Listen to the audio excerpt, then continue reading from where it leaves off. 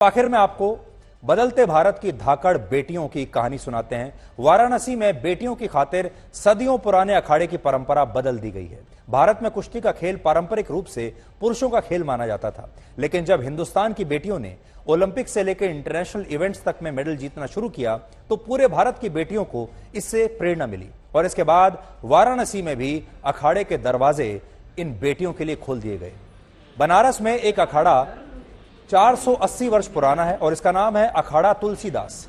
इस अखाड़े के महंत बताते हैं कि गोस्वामी तुलसीदास ने हनुमान जी को अपना गुरु माना था और गोस्वामी तुलसीदास का मानना था कि सेवा करने के लिए स्वस्थ रहना आवश्यक है और इसीलिए उन्होंने अखाड़ा तुलसीदास की नींव रखी। इस अखाड़े में नाग पंचमी के दिन कुश्ती प्रतियोगिता की परंपरा रही है, यानी दंगल की परंपरा रही है, जो इस वर्ष 2 अगस्त को होने वाली है।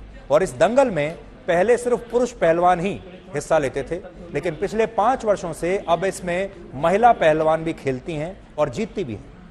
इस अखाड़े में कुश्ती सीखने वाली लड़कियां अब स्टेट और नेशनल लेवल पर अपनी मौजूदगी दर्ज कराने लगी हैं और हमने गंगा किनारे के इस अखाड़े से आपके लिए एक विशेष रिपोर्ट तैयार की है। आपको आज की ये रिपोर्ट पूरे परिवार के साथ देखनी चाहिए और खास तौर पर अपने परिवार की महिलाओं और लड़कियों के साथ।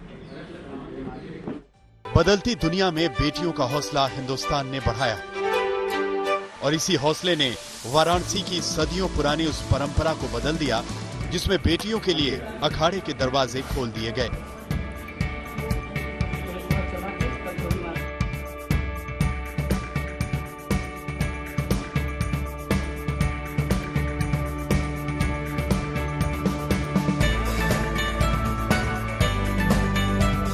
ये उस अखाड़े की कहानी है जहां एक छोटा सा मंदिर है, माटी का अखाड़ा है, गंगा का किनारा है और दुनिया जीतने का भरोसा। कभी धोबी पछाड़ तो कभी दोहरी पाठ, देसी अखाड़ा, देसी दांव और देसी छोरियों का दम। वाराणसी का यह अखाड़ा तुलसीदास है। यह हमेशा से ऐसा नहीं था। यहाँ केवल पुरुष कुश्ती किया करते थे, लेकिन अब इस अखाड़े के कायदे बदल गए हैं। अब यहाँ कशिश भी कुश्ती करती है, परी दांव सीखती है, लक्ष्मी भी दंगल करती है और पलक भी दमखम आजमाती है।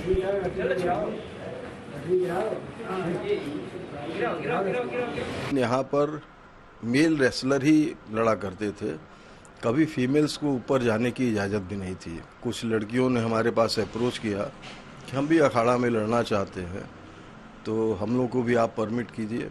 तो हम कहे भाई इसमें कोई दिक्कत तो नहीं होनी चाहिए। हमने अपने अखाड़े के पहलवानों से भी पूछा, लड़कियां भी अगर इक्वल फुटिंग पे करना चाहती तो उनको एकदम मना नहीं करना चाहिए। तो हमने तो लड़कियों को भी परमिट किया। अब आज 18-20 लड़कियां खूब बढ़िया से अपना लड़ रही हैं और मतलब स्टेट लेवल पर, नेशनल लेवल पर वो अच्छा परफॉर्म कर रही हैं। सावन के महीने में इस अखाड़े में रौनक कुछ ज्यादा ही बढ़ जाती है, क्योंकि यहाँ नाग पंचमी के दिन बड़ा दंगल होने वाला है और ये बेटियां उसी दंगल की तैयारी में जुटी हैं। नेट पे तो जैसे बड़े कंपटीशन होता है, लेकिन जो दंगल होता है नाग पंचमी पे तो वो मिट्टी में ही होता है, इसलिए हम यहाँ प्रैक्टिस करते हैं। हमारा थोड़ा ग्रिप अच्छा होता है, मिट्टी से फिसलता नहीं है। पलक जैसी दर्जन भर से ज्यादा बेटियां अब इस अखाड़े में प्रैक्टिस करती हैं और वो मेडल भी जीतती हैं। लेकिन वाराणसी के इस अखाड़े में बेटियों के लिए दंगल लड़ना इतना आसान भी नहीं था।